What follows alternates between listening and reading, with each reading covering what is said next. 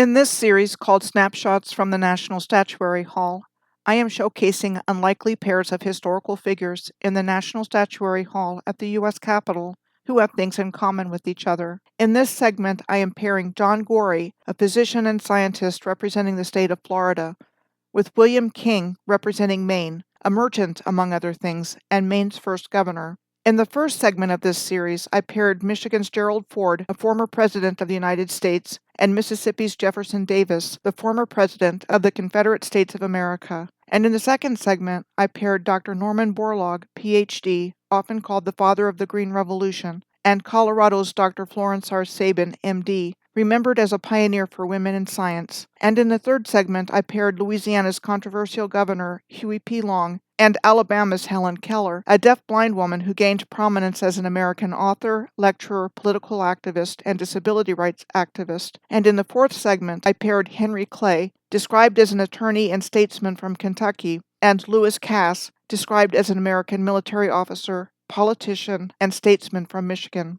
Like Henry Clay and Lewis Cass in the last segment, John Gorrie and William King were contemporaries of each other. King was the older of the two men by 35 years, but they died within a few years of each other in the 1850s.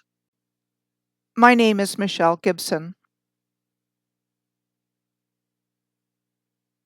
Florida's John B. Gorrie was a physician and scientist credited with the invention of mechanical refrigeration. Gorrie was born to Scottish parents in October of 1803 in St. Kitts and Nevis, which were among the first islands in the Caribbean to be colonized by Europeans. St. Kitts and Nevis is the smallest sovereign state and federation in the Western Hemisphere in area and population in the British Commonwealth, with the British monarch as its head of state. Gorrie spent his childhood in South Carolina and received his higher education at the College of Physicians and Surgeons of the Western District of New York, also known as the Fairfield Academy. The trustees of the Fairfield Academy had petitioned the Trinity Episcopal Church in Fairfield in 1812 for a funding grant with which to establish a college of liberal culture under Episcopalian auspices, but the petition was denied. According to what we are told, the Trinity Episcopal Church in Fairfield was built in 1808. The following year, a different petition to the Corporation of Trinity Church granted the funding for the theological seminary at the Fairfield Academy, until the theological school was transferred to Geneva, New York in 1821 at what later became the Hobart and William Smith Colleges. The origin of the Corporation of Trinity Church was in 1697, when Governor Benjamin Fletcher established the Church of England as New York's official religion and leased property in Lower Manhattan that was known as the King's Farm to the newly established Trinity Church. 8 years later, Queen Anne granted the entire parcel of land to the church outright, and the Episcopal parish was located at the corner of Wall Street and Broadway. With the Queen's grant, Trinity Church became the second largest landholder in New York, after the Crown itself, and this set up Trinity Church to become the wealthiest in the North American colonies. This is a scene of Trinity Church from Broadway in 1915. In 1894, the Trinity Corporation was exposed by a New York Times reporter to have substandard living conditions on their Charlton Street properties.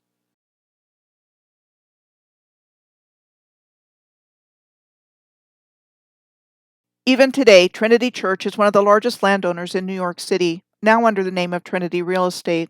In July of 2018, the Walt Disney Company acquired the rights to develop 4 Hudson Square to become the new site of Disney's New York operations from Trinity Church, Wall Street. Back to John B. Gorrie. He moved to Apalachicola, Florida in 1833, where he was a resident physician at 2 hospitals and served as a council member, postmaster, president of the Bank of Pensacola's Apalachicola branch, secretary of his Masonic Lodge, and was a founding vestryman of Trinity Episcopal Church that is still in use today, located at the corner of D and 6th Street in Gorrie Square. Dr. Gorrie's medical research involved yellow fever, for which the prevalent hypothesis at the time was that malaria, or bad air, caused diseases. He urged the draining of swamps and cooling of sick rooms based on this theory, and to this end he experimented with making artificial ice. Gorrie first mechanically produced ice in 1844, and by 1850 he was able to mechanically produce ice the size of bricks. He was granted the patent on May 6 of 1851 for a machine to make ice. Just as a point of reference, the 1851 Crystal Palace exhibition in London started on May 1st of 1851 and went until October 15th of 1851. John B. Gorrie died, however, in 1855, not long after his invention was patented. He was unable to raise the money needed to manufacture his machine, and everything in his life went south for him, including his health. One of the two statues representing Maine in the National Statuary Hall is William King. William King was an American merchant, shipbuilder, army officer, and statesman from Bath, Maine, who became the first governor of Maine when Maine separated from Massachusetts in 1820.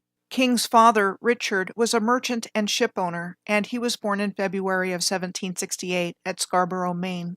Maine was part of the province of Massachusetts Bay of Britain's colony in America at that time in history.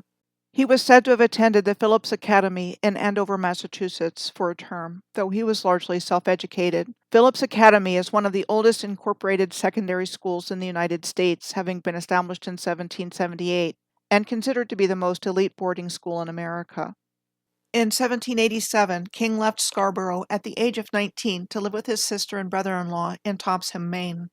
Between the years of 1780 and 1820, the District of Maine was the governmental designation for what became the State of Maine when it was admitted to the Union in 1820. The District of Maine was part of the Commonwealth of Massachusetts, which was admitted to the Union as a state in February of 1788. Interestingly, when I was looking information up on the Commonwealth of Massachusetts becoming a state in 1788, I encountered the Massachusetts Act banning any African or Negro, which was made law on March 26 of 1788, apparently in response to Prince Hall leading black Masons to petition the court in 1788 to put an end to the slave trade. Two things I want to draw your attention to in the wording of this law is that first, it does not apply to African or Negroes that are subjects of the Emperor of Morocco, or a citizen of one of the states that can prove it. Why would subjects of the Emperor of Morocco be specifically mentioned in this law? What if what became known as America was originally part of Morocco, and this knowledge was deliberately removed from our collective awareness, and the civilization was intentionally destroyed?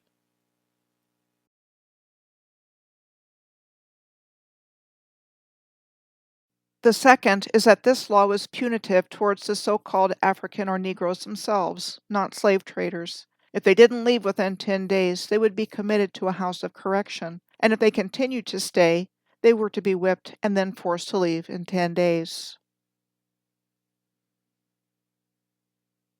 This is a 1775 map of the Shawmut Peninsula, which we know as Boston, and of which Beacon Hill was the center. Land reclamation took place here roughly between 1820 and 1900 to create land where there was originally water around the original peninsula. The area originally had three hills. Pemberton Hill and Fort Vernon Hill were near Beacon Hill, and both of these hills were leveled for Beacon Hill development. Beacon Hill itself was reduced from 130 feet, or 42 meters, to 80 feet, or 24 meters, between 1807 and 1832. Boston's Fort Independence was a location where Prince Hall and 14 other men of African American descent, we are told, became Freemasons in their initiation into the British Army Lodge 441 of the Irish Registry, after having been declined admittance into the Boston St. John's Lodge. He was the founder of Prince Hall Freemasonry and the African Grand Lodge of North America. Until Prince Hall found a way in, Moorish Americans were denied admittance into Freemasonry. There are 360 degrees in Moorish Masonry, compared to the 33 degrees of Freemasonry. Masonry is based on Moorish science, which also includes the study of natural and spiritual laws, esoteric symbolism, natal and judicial astrology, and zodiac masonry. With regards to zodiac masonry, this is where the perfect alignment of infrastructure on Earth with the sky comes from, the consummate alignment of Earth with heaven that is seen around the world, like the lunar roll along the top of this recumbent stone in Crowthy Moor in Scotland, and the alignment with the Orion constellation at the ancient stone circle of Nabta Playa in Egypt. The Moors were the custodians of the ancient Egyptian mysteries, according to George G. M. James in his book Stolen Legacy. You see these precise astronomical alignments with what would be considered more modern infrastructure as well.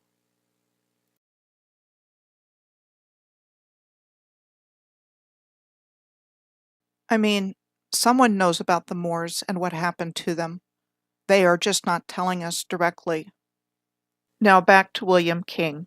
In 1795, King became active politically, representing Topsham in the Massachusetts House of Representatives until 1799. In 1799, King moved to Bath, Maine, where he served as Bath's representative in the Massachusetts legislature in 1800, and then as senator for Lincoln County from 1807 to 1811. King worked his way up the ladder from his beginnings, working on the family farm and in various mills. He was credited with building at least 14 ships and was either owner or part owner of 35 merchant ships involved in trade with England, the West Indies, and various ports in the United States.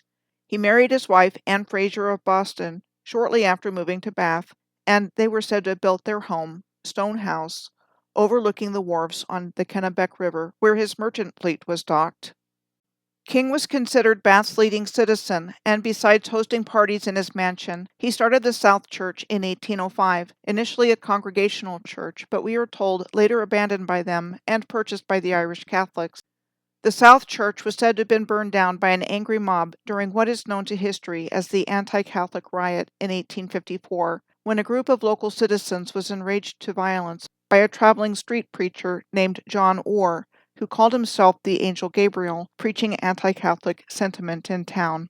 At the beginning of the War of 1812, William King became a major general in the Massachusetts militia in charge of the District of Maine. He was said to have played a key role in enlisting troops and organizing coastal defenses to protect the Maine coast against attack from the British. He was also a leader in recruiting efforts for the regular army, for which he was made a colonel in the U.S. Army. In 1813, King started a petition process for Maine to become separate from Massachusetts. King was reelected to the Massachusetts Senate in 1816, and in 1818 the approval was secured for Maine to become a separate state. The Missouri Compromise allowed Maine to become a state on March 15th of 1820, and shortly thereafter William King was elected governor. William King was also a Scottish Rite Freemason, and he became the first Grand Master of Maine in June of 1820, shortly after becoming Maine's first governor. President James Monroe named King one of 3 commissioners in May of 1821 to settle land claims resulting from the Adams-Onis Treaty, a position for which King resigned the governorship of Maine and held until 1824. The 1819 Adams-Onis Treaty was a treaty between the United States and Spain that ceded Florida to the United States and defined the boundary between the U.S. and New Spain. King was appointed by President Andrew Jackson in 1828 as Customs Collector of Bath. The job of Customs Collector was to collect taxes on goods imported from other countries. The construction of the historic Customs House in Bath was said to have started in 1852 and completed in 1858. The building was made out of granite with iron beams inside the stone wall and considered unusual for the time because of its fireproof construction. Even though King's formal education was limited, he served as a trustee for both Bowdoin College in Brunswick, Maine, which was chartered in 1794, and for Waterville College, now called Colby College, which was established in 1813. It is interesting to note that in 1858, former Confederate President Jefferson Davis, who represents the state of Mississippi in the National Statuary Hall, received an honorary Doctor of Law degree from Bowdoin College for his contributions as an Army officer, Secretary of War, and as a U.S. representative and senator.